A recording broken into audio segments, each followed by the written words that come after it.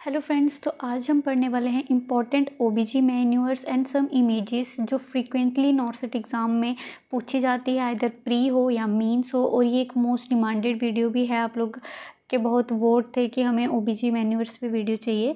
So here we go. और आज जो भी हम पढ़ेंगे वो इमेज आपको एक ना एक इनमें से, इस वीडियो से एक इमेज आपको फ्रीक्वेंटली नॉर्सेट में ज़रूर देखने को मिलती है, ठीक है। और मे बी नेक्स्ट नॉर्सेट में भी देखने को मिले, तो आज हम अच्छे से अंडरस्टैंड कर लेंगे ताकि हमारे कोई भी इमेजेस और manoeuvres related to OBG exam में गलत ना हो। Okay, so let's start here we go. The first method और first image is Schultze's method, Matthew Duncan method, ठीक है। इस इमेज को देखते ही आपके माइंड में आना चाहिए फर्स्ट ऑफ ऑल कि थर्ड स्टेज ऑफ लेबर की बात हो रही है, ठीक है। So there are 4 stages of labour. First is from starting of the true labor pain to the full cervical dilatation. Second, from full cervical dilatations to the delivery of the baby. Third stage, from the delivery of the baby to the delivery of placenta. And fourth is your observational stage. तो ये जो image है that is your third stage of labours image, that is of placenta. उसमें भी हमारे पास 2 phase रहते हैं, the placental separation and the placental expulsion. Okay, so placental separation जब हम पढ़ते हैं उसमें हम 2 मेथड पढ़ते हैं, ठीक है। That is your Schultze's method और Matthew Duncan method. So Schultze's method में क्या है कि when your placenta separates from the centre, जैसा कि आपको इमेज में शो हो रहा है कि यहाँ पर जो प्लेसेंटा है that is separating from the centre. So जो प्लेसेंटा सेपरेट होकर जो डाउनवर्ड्स इस तरीके से यू शेप में है, जो वो नीचे की तरफ आ रहा है, ठीक है। So this is first. And the Matthew Duncan में क्या है कि the placenta is separated from the peripheral side. So जब भी सेंट्रल प्लेसेंटल सेपरेशन होगी तो हम क्या बोलेंगे, स्कल्स मेथड, और अगर पेरिफेरली होगी तो हम क्या बोलेंगे, Matthew Duncan method. So this is the image जो आप इजीली फाइंड आउट कर सकते हो एग्ज़ाम में। अब इन दोनों में क्या डिफरेंस रहता है कि जब भी सेंट्रल सेपरेशन होगी तो फीटस पार्ट, यानी कि प्लेसेंटा का जो फीटल सरफेस है वो पहले बाहर आएगा। अब हम पढ़ते हैं, जब प्लेसेंटा पढ़ते हैं तो there are 2 surfaces, that is your maternal surface and the fetal surface. तो मेटर्नल सरफेस जो यूट्रस के साथ इम्प्लांटेड होता है ना, और जो अदर देन दूसरा वाला है जो फीटस की साइड होगा, दैट इज़ फीटल सरफेस। अब इन दोनों में डिफरेंस क्या रहता है कि जो मेटर्नल सरफेस है वो आपका डार्क रेड रफ सा होगा, और वेरस जो दूसरे साइड है वो ग्लिस्टनिंग और शाइनी, उसको हम क्या बोलेंगे, फीटल सरफेस बोलेंगे। सो इसमें क्या रहता है कि so when there is a central separation, ठीक है। सो इसको हम क्या बोलते हैं, स्कल्स मेथड। और इसमें आपको क्या देखने को मिलेगा, और 2 क्या डिफरेंस है इन दोनों में। पहला तो हो गया सेंट्रल सेपरेशन वाला, और वो पेरिफेरल सेपरेशन, ठीक है। और सेकंड डिफरेंस क्या है कि जब भी सेंट्रल सेपरेशन होगी so there is less bleeding as compare to Matthew Duncan's method में है जो वो ज़्यादा ब्लीडिंग होती है व्हेन जो प्लेसेंटा है वो सेपरेट होता है फ्रॉम द पेरिफ्रीज। और सेंट्रल सेपरेशन में हमें एक चीज़ और देखने को मिलती है, that is your retro placental clot. यहाँ पर है जो वो रेट्रो प्लेसेंटल क्लॉट देखने को मिलेगा, बट मैथ्यू डंकन में रेट्रो प्लेसेंटल क्लॉट देखने को नहीं मिलता है। सो इसको आप इमेज भी इसकी याद रखनी है आपको, साथ ही साथ इन दोनों में क्या डिफरेंस रहता है। ज़रूरी नहीं है इमेज आए, अगर इस तरीके से आता है कि अगर जो प्लेसेंटा है वो पेरिफेरी से सेपरेट हो रहा है and there is more bleeding, and जो वेजाइनल ओपनिंग है वहाँ पे आपको रफ सा सरफेस देखने को मिल रहा है, ठीक है। And there is no retro placental clot, तो वो कौन सा मेथड है जिससे प्लेसेंटा सेपरेट हुआ है, that is your Matthew Duncan method. अगर शाइनिंग ग्लिसनिंग सरफेस है जो वो वेजाइनल ऑरिफाइस पे ओपनिंग्स पे दिख रहा है, ठीक है, और सेंट्रली सेपरेट होकर प्लेसेंटा सेपरेट हुआ है, then it is Schultze's method, ठीक है। और इसको डिफरेंट वे क्या है याद रखने का, यू कैन सी स्कल्स में सी आता है, मीन्स कि सेंट्रल सेपरेशन हो रही है, ठीक है। So that is Schultze's method. और मैथ्यू डंकन में एम है, यानी कि मेटर्नल सरफेस पहले, मतलब जो पेरिफ्रल्स हैं वो पहले सेपरेट हो रही हैं, जिसकी वजह से मेटर्नल सरफेस पहले बाहर आ रहा है, ठीक है। सो आप यहाँ देख सकते हो कि यहाँ पे पेरिफ्री से प्लेसेंटा है जो वो सेपरेट होना स्टार्ट हुआ है। नेक्स्ट मूव करें।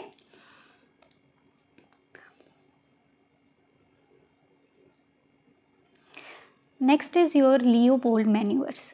लियोपोल्ड मैन्यूअर्स का एग्ज़ाम में हर बार एक ना एक क्वेश्चन ज़रूर आता है जहाँ पे आपको इमेज दी होती है और पूछा होता है ये कौन सा लियोपोल्ड मैन्यूअर है, ठीक है। So there are 4 Leopold manoeuvres, you know that. और इसको याद रखने का तरीका क्या है, FL PA P, यानी fundal, lateral, Pawlik and the pelvic. So these are your 4 Leopold manoeuvres. अब लियोपोल्ड मैन्यूअर्स क्या है? सो एक टाइप की एब्डोमिनल एग्जामिनेशन है जो 3rd ट्राइमेस्टर में की जाती है। क्यों की जाती है?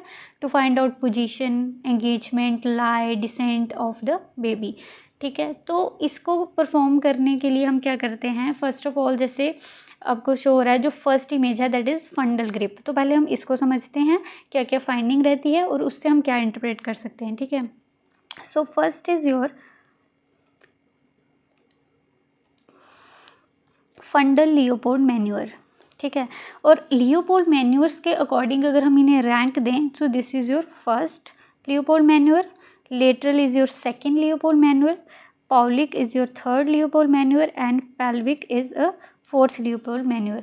अब आप बोलोगे ये बताना क्या इतना इम्पोर्टेंट था क्योंकि पेल्विक ग्रिप के हिसाब से देर इज़ डिफरेंट जो है उसको डिफरेंटली हम लोग क्लासीफाई करते हैं। लाइक पेल्विक फर्स्ट है जो वो क्या है और पेल्विक सेकेंड है जो वो क्या है, वो मैं आपको बाद में बताऊंगी।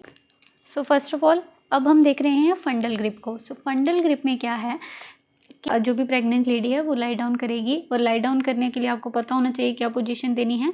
थोड़ा सा लेफ्ट लेटर रखना है, बिल्कुल राइट साइड नहीं होनी चाहिए वुमेन। उससे क्या हो जाता है वो आप कमेंट सेक्शन में बताओगे। फिर उसके बाद आपका फेस है टुवर्ड्स मदर रहेगा, ठीक है।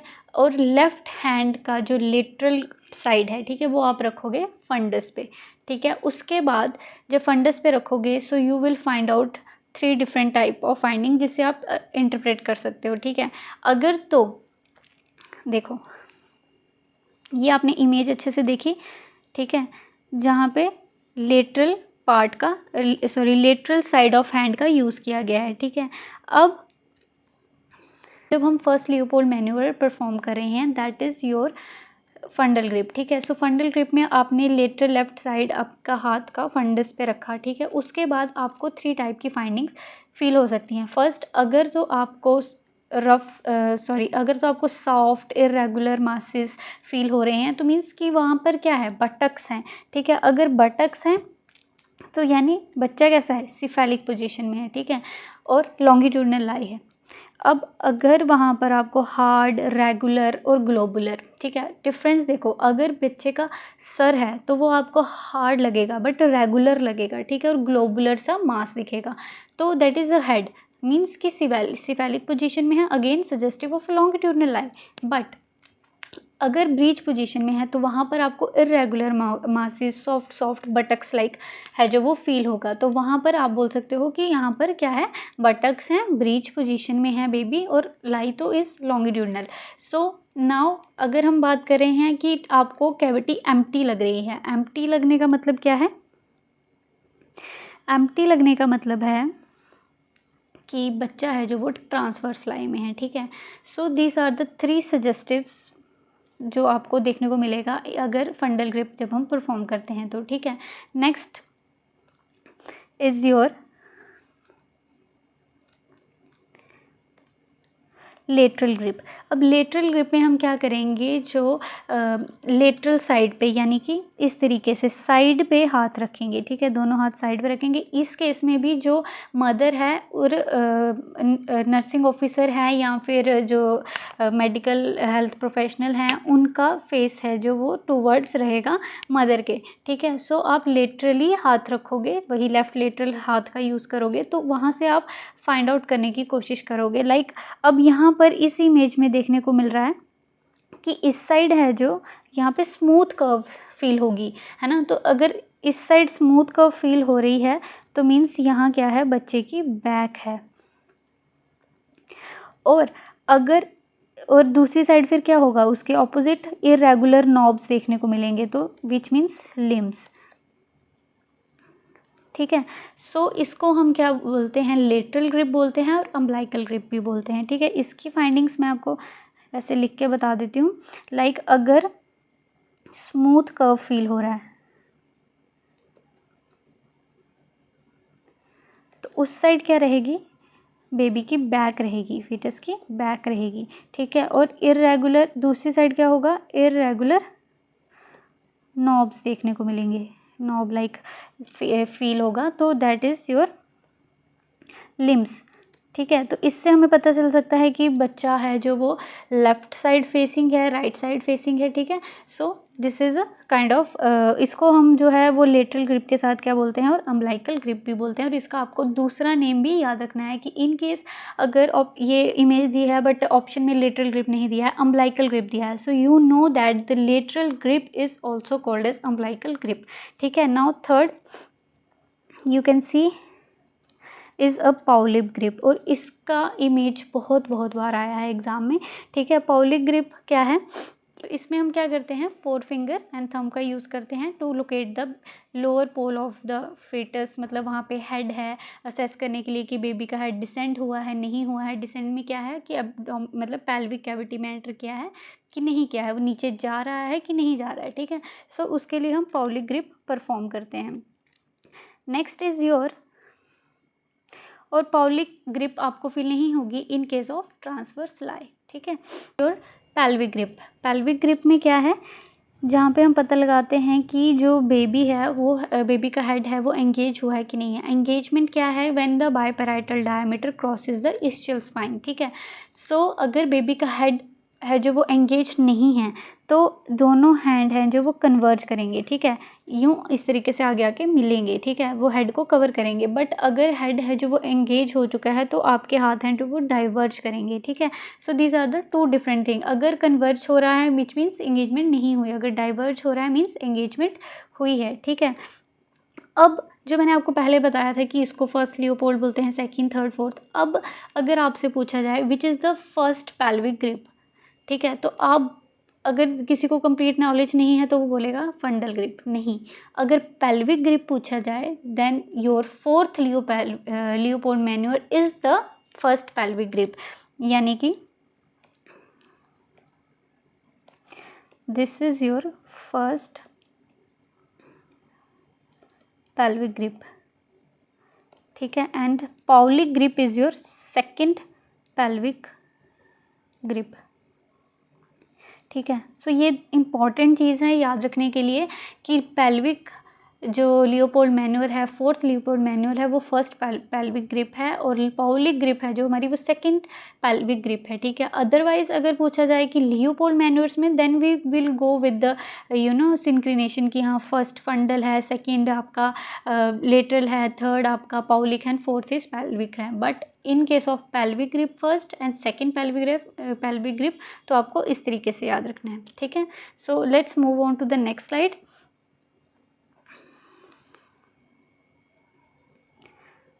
Now here, so this is the image of Ritgen maneuver, ठीक है। First of all Ritgen maneuver कब परफॉर्म किया जाता है, during the second stage of labour,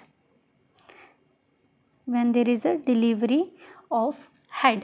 जब बेबी के हेड की डिलीवरी हो रही है तो हम क्या करेंगे, पेरिनियल एरिया को सपोर्ट प्रोवाइड करेंगे, जहाँ पर अपवर्ड और अपवर्ड और बैकवर्ड फोर्स लगाएंगे और बेबी का हेड को है जो वो सपोर्ट करेंगे अदर हैंड से। सो इससे क्या होगा, ये मेनली क्यों परफॉर्म किया जाता है, टू प्रिवेंट पेरिनियल टीयर, ठीक है। और इसकी इमेज भी most of the time exam में देखने को मिलती है। So I hope you will understand this. Next is this bimanual compression. First of all किस कंडीशन से रिलेटेड है, दैट इज़ योर PPH, ठीक है, पोस्टपार्टम हैमरेज। PPH में क्या होता है कि फर्स्ट जो हम PPH में क्या है, when there is uncontrolled bleeding हो रही है, ठीक है। अगर हम तो नॉर्मल डिलीवरी बात करें तो नॉर्मल डिलीवरी में अगर 500 से ज़्यादा हो रही है, सी सेक्शन में अगर 1000 से ज़्यादा हो रही है, और हिस्टेक्टमी वगैरह अदर प्रोसीजर में भी उस 1500 से ज़्यादा हो रही है, 2000 से ज़्यादा हो रही है, तो हम बोलते हैं there is a condition of PPH। Now उसमें एक प्रोसीजर परफॉर्म किया जाता है, दैट इज़ बायमैनुअल कंप्रेशन, जहाँ पर देखो ये जो भी है ये जो है हेल्थ प्रोफेशनल ये क्या कर रहे हैं, हैंड्स के दोनों हैंड से कंप्रेस कर रहे हैं यूट्रस को टू स्टॉप द ब्लीडिंग। ठीक है, सो ये एक फर्स्ट स्टेप भी हम बोल सकते हैं। जब आपने एक बार जैसे अगर आपने पीपीएच की गाइडलाइन पढ़ी होगी, ठीक है, तो जो उसका एक स्टेप्स हैं उसको कंट्रोल करने का, तो उसमें सबसे पहले जो कंप्रेस करते हैं ताकि ब्लीडिंग है जो वो स्टॉप हो जाए। Next is also from PPH, that is your uterine tamponade. अब इसमें क्या है कि हम अगर बाईमैनुअल कंप्रेशन के बाद भी ब्लीडिंग नहीं रुक रही है तो फिर हम यूट्राइन पैकिंग करते हैं। यूट्राइन टैम्पोनेट यानी क्या करेंगे कि जो यूट्रस है, यूट्रस की कैविटी है, उसमें हम कैथेटर का, ठीक है, इसमें डिफरेंट हम यूज़ कर सकते हैं। इधर हम फॉलिस कैथ भी यूज़ कर सकते हैं, ठीक है, सेंगस्टिकन बल्क मोड ट्यूब भी यूज़ कर सकते हैं, या फिर बकरी बैलून का भी यूज़ किया जाता है। ठीक है, सो इस तरीके से बैलून को इन्फ्लेट किया जाता है एनएस से 200 और 500 ml डाल के, ठीक है, ताकि जो उसके वॉल्स हैं उस पर कंप्रेशन पड़े और ब्लीडिंग स्टॉप हो सके। ठीक है, so this is the image of uterine tamponade. Next is your uterine packing. Uterine packing भी पीपीएच में ही की जाती है।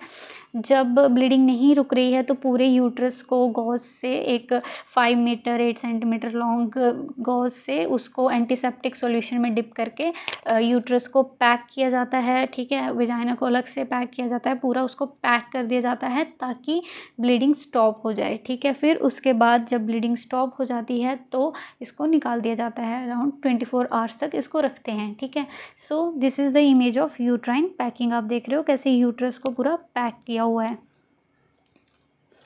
Next is B Lynch procedure. So this is the image of B Lynch procedure. और ये भी क्वेश्चन एग्ज़ाम में आता है कि बी लिंच प्रोसीजर कौन सी कंडीशन में है जो वो परफॉर्म किया जाता है। तो पीपीएच में ही किया जाता है। एक टाइप से यूट्रस को पूरा सूचर करके कंप्रेस कर दिया जाता है ताकि ब्लीडिंग स्टॉप हो जाए। ठीक है, सो ये आपको पता होना चाहिए कि बी लिंच प्रोसीजर कौन से कंडीशन में है जो वो परफॉर्म किया जाता है, that is your PPH. Next is your Burn Marshall method manoeuvre. ठीक है, सो ये परफॉर्म किया जाता है ब्रीच प्रेजेंटेशन में। ठीक है, when there is a breech presentation, बच्चा है जो वो ब्रीच पोजीशन में है, तो हम क्या करते हैं, कई बार जब डिफ़िकल्ट लेबर होती है, ठीक है, जब डिलीवरी इतनी इजी नहीं हो पाती, तो उस केस में हम बर्न मार्शल मेथड का यूज़ करते हैं। तो इसमें क्या किया जाता है, पहले तो बेबी पूरा, मतलब जब तक वो निकल रहा है उसका हेड आपको शो हो रहा है तब तक उसको हैंग रखते हैं वैसे जैसे फर्स्ट इमेज में दिख रहा है। फिर उसके बाद उसके फीट को होल्ड किया जाता है और उसको ऊपर की तरफ ट्रैक्शन लगाई जाती है और उसके हेड को यहाँ से सपोर्ट दिया जाता है जैसे आप इसमें दे रहे हो। और फिर उसके बाद मतलब इस तरीके से सी शेप में उसको बाहर निकाल लिया जाता है। ठीक है, so this is a technique we call Burn Marshall method, Burn Marshall manoeuvre, that is used for breech presentation. तो ये इमेज आपको देखने को मिल सकती है एग्ज़ाम में। ठीक है, और मोस्ट ऑफ द टाइम ये पूछी भी जाती है, सो आपको पता होना चाहिए। अब जो 2-3 मैन्यूवर हैं वो ब्रीच प्रेजेंटेशन में ही मेनली यूज़ की जाते हैं, जैसे कि मॉरिशस सिमले वेट मैन्यूवर। ठीक है, सो इसको हम मैलर फ्लेक्शन और शोल्डर ट्रैक्शन भी बोलते हैं, क्योंकि यहाँ पे हम क्या करेंगे, बेबी को 2 फिंगर्स यहाँ जो उसका मैक्सिला है वहाँ पे रखेंगे। ठीक है, और फिर उसके बाद उसके शोल्डर्स पे को इस तरीके से पकड़कर फिर बाहर की तरफ ट्रैक्शन लगा के बाहर की तरफ खींचा जाता है। ठीक है, सो इसको मैलर फ्लेक्शन शोल्डर ट्रैक्शन भी बोलते हैं। और अगर आपको ये name Mauriceau Smellie Veit manoeuvre difficult लगता है पढ़ने में, तो आप इसका सिमली यानी स्माइल से याद रख सकते हो कि इस इमेज में जैसे बेबी को क्या है, स्माइल करवाने की कोशिश कर रहे हैं, मतलब just a trick to remember this. Next is your Pinard manoeuvre. Same it is also used for breech presentation. ठीक है, सो इसमें बेबी का जो पहले पाँव है वो खींचा जाता है। ठीक है, तो मैंने इसको पी से पाँव, पी से पिनार्ड, तो इस तरीके से याद रखा था। जब भी ऐसी कोई इमेज हो जहाँ पर पहले पाँव को खींच के, एक पाँव को निकाल के खींचा जा रहा है, ठीक है। तो that is your Pinard manoeuvre. Now this Lovset manoeuvre. So Lovset manoeuvre mainly हम यूज़ तो करते हैं ब्रीच प्रेजेंटेशन में, बट अगर साथ ही साथ क्या है कि जो बेबी है उसकी आर्म्स एक्सटेंडेड है, ठीक है, फ्लेक्स नहीं है, तो उसमें भी यूज़ किया जाता है। तो यहाँ से हम बेबी को मतलब ट्रंक से उसको पकड़ के, जब ट्रंक बाहर आ जाती है, ठीक है, तो ट्रंक से पकड़ के उसको रोटेट करते हैं। जैसे मोस्टली अगर शोल्डर है जो वो एंटीरियर सरफेस साइड पे है, पहली फेस की तरफ है, ठीक है, तो उसको हम रोटेट करेंगे ताकि उसका जो आर्म है वो थोड़ा फ्री हो जाए। फिर फर्स्ट शोल्डर की डिलीवरी होती है, फिर दोबारा रोटेट करके सेकंड शोल्डर की डिलीवरी होती है। तो आप यहाँ देख सकते हो इमेज में कैसे बच्चे को है जो वो ट्रंक से होल्ड के करके रोटेट किया जा रहा है। तो इसको हम बोलते हैं लो सेट मैन्यूअर। इसको याद रखने का तरीका क्या है कि लोअर साइड, यानी कि लो सेट यानी लोअर साइड से पकड़ के बच्चे को फिर हम रोटेट कर रहे हैं, ठीक है। और ये भी हम यूज़ करते हैं in case of breech presentation. Now this Prague manoeuvres, ठीक है। प्राग मैन्यूअर हम क्यों यूज़ कर रहे हैं? जब बेबी है जो उसकी जो बैक है that is on posterior side पे है, ठीक है। सो तब भी हम ब्रीच प्रेजेंटेशन में इसका यूज़ करते हैं, ठीक है, प्राग मैन्यूअर्स का।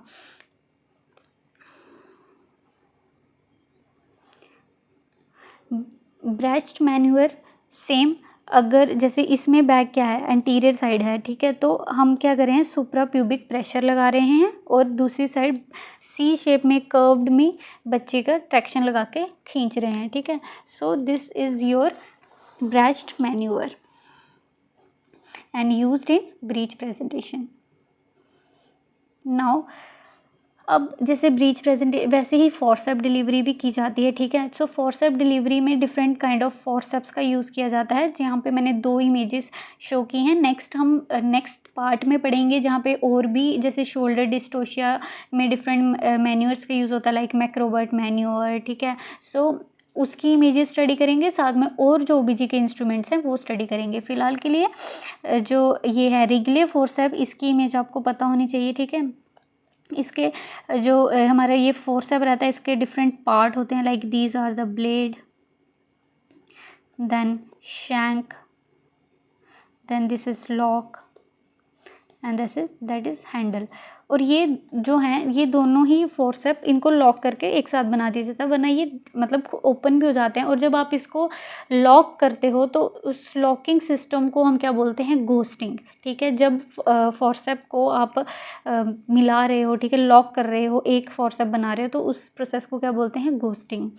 सो ये हमारी इसकी टिप रहती है ब्लेड की, और ये हमारा कर्व ब्लेड जहाँ पे बेबी का हेड है जो वो हम पकड़ते हैं एंड देन उसको बाहर की तरफ खींचा जाता है, ठीक है। So this is your Wrigley forcep. Most मतलब कॉमनली हम लोग देखते हैं, पढ़ते हैं इस इमेज को।